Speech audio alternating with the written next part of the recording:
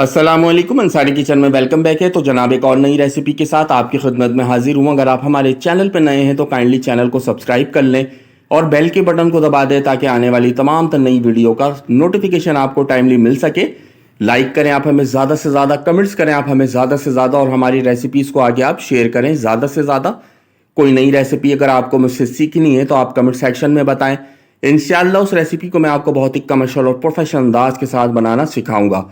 तो जनाब आज की ये रेसिपी बहुत ही उम्दा और बहुत ही लजीज सी आज आपके सामने बना के पेश करूंगा। हरी चटनी बहुत ही चटपटी सी और बहुत ही चटखारेदार सी इंशाल्लाह ये रेसिपी बन के तैयार होगी।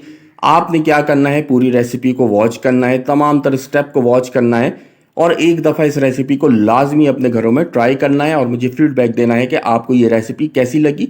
तो चले अपनी रेसिपी के जानिब चलते हैं, देखते हैं यहाँ पर हमें किन किन चीज़ों की ज़रूरत पड़ेगी। सबसे पहले आपने लेना है यहाँ पर हरा धनिया, बहुत ही फ्रेश क्वालिटी का हरा धनिया लेना है। इसको वॉश करने के बाद अच्छी तरीके से थोड़ा सा इसको ड्राई कर लेना है। एक गड्डी हमारे पास हरा धनिया मौजूद है। इसी के साथ साथ एक गड्डी आपने लेना है यहाँ पर पुदीना, बहुत ही फ्रेश क्वालिटी का। इसको भी अच्छे से वॉश करने के बाद आपने थोड़ा सा ड्राई कर लेना है। इसी के साथ साथ इस्तेमाल करेंगे हम लहसुन, 7 से 8 जवे लहसुन के यहाँ पर मौजूद है हमारे पास।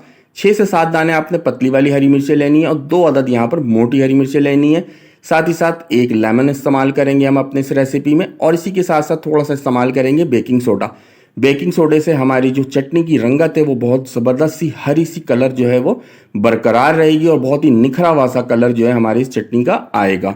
ठीक है, बेकिंग सोडा थोड़ा सा इस्तेमाल करेंगे। इसी के साथ साथ हमने इस्तेमाल करना है साबुत सफ़ेद ज़ीरा, थोड़ा सा सरसों का तेल हमने इस्तेमाल करना है और इसी के साथ साथ इस्तेमाल करेंगे नमक हस्बे जायका हस्बे ज़रूरत और थोड़ा सा हमने इस्तेमाल करना है सिरका। ठीक है जनाब, अब हम क्या करते हैं, इसको बहुत अच्छी तरीके से यहाँ पर पीस लेते हैं अपनी इस चटनी को। तो हमने यहाँ पर जो है वो सबसे पहले हरा धनिया ऐड करना है सारा का सारा और यहाँ पर पुदीना ऐड करना है सारा का सारा। जस्ट आपने इन दोनों चीज़ों को सिर्फ पीसना है, बाकी चीज़ें हम बाद में पीसेंगे। तो इन दोनों चीज़ों को आपने यहाँ पर बहुत अच्छी तरीके से पीसना है। हमने यहाँ पर सिल का इस्तेमाल किया, आप इसे जैसे चाहें, अगर आप इसे चॉपर में पीसना चाहते हैं तो चॉपर में पीस सकते हैं। सिल में पीसने का बेनिफिट ये है कि फ्लेवर और टेस्ट इसका थोड़ा सा इन्हेंस हो जाएगा मज़ीद।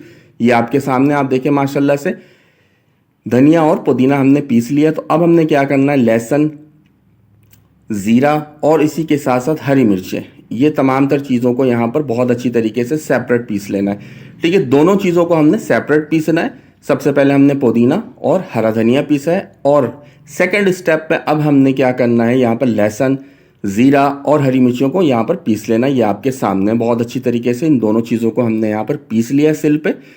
ये आपके सामने माशाल्लाह से आप देखें, ये पुदीना और हरा धनिया और इसके अंदर अब हमने ऐड कर देना है हरी मिर्चें, लहसुन और ज़ीरा जो हमने पीसा था, तो वो यहाँ पर बहुत अच्छी तरीके से ऐड कर देंगे। थोड़ा सा यहाँ पर ऐड करेंगे हम सिरका, हाफ टी स्पून हमने सिरका ऐड किया, हाफ टी स्पून यहाँ पर बेकिंग सोडा ऐड किया। अच्छा, सिरका से क्या होगा कि हमारी ये जो चटनी है ये जल्दी ख़राब नहीं होगी, शेल्फ लाइफ जो है इसकी इंक्रीज़ हो जाएगी, बढ़ जाएगी। नमक यहाँ पर हमने हस्बे जायका हस्बे ज़रूरत डाल दिया है। सरसों का तेल भी हमने यहाँ पर 1 चम्मच डाल दिया। सरसों के तेल से भी इसकी शेल्फ लाइफ बरकरार रहेगी, इसकी ताजगी बरकरार रहेगी। और एक अदद जो लेमन लिया था तो उसका जूस यहाँ पर आपने बहुत अच्छी तरीके से ऐड कर देना है और अब आपने करना है इसको अच्छी तरीके से मिक्स। बहुत ही ज़बरदस्त सी, बहुत ही आसान सी ये रेसिपी है। रंगत आप देखें, जो बेकिंग सोडा मैंने इस्तेमाल किया है वो इस्तेमाल सिर्फ इस वजह से किया है कि यहाँ पर इसकी जो हरी रंगत है वो बरकरार रहे और ज़बरदस्त सी हरी रंगत जो है वो निकल कर आ सके। जब भी आप कोई भी ग्रीन रेसिपी बना रहे हों, इवन दो कि जैसे कि आप पालक बना रहे हो, ग्रीन चटनी बना रहे हो, तो आपने बेकिंग सोडा का इस्तेमाल लाजमी करना है। इससे रंगत की निखार में जो है वो इजाफा होता है, मेंटेन रहती है इसकी रंगत। तो अब हम क्या करते हैं, इसको किसी एक जार के अंदर निकाल के रख लेते हैं बहुत अच्छी तरीके से। जार जो है आपने शीशे का इस्तेमाल करना है, प्लास्टिक के जार में इसको सेव बिल्कुल भी नहीं करना है। तो यहाँ पर हमने शीशे के जार में इसको बहुत अच्छी तरीके से जो है वो भर के रख लिया। इसको आप फ्रीज कर दें, 10 से 12 दिन के लिए आप इसको इस्तेमाल कर सकते हैं। इससे ज़्यादा मैं आपको नहीं कहूँगा, 10 से 12 दिन तक ये बेहतरीन तर्ज और अंदाज के साथ इसकी लाइफ जो है वो बरकरार रहेगी, इसका टेस्ट बरकरार रहेगा। ठीक है, तो जल्दी दोबारा मुलाकात होगी। अल्लाह हाफ़िज़।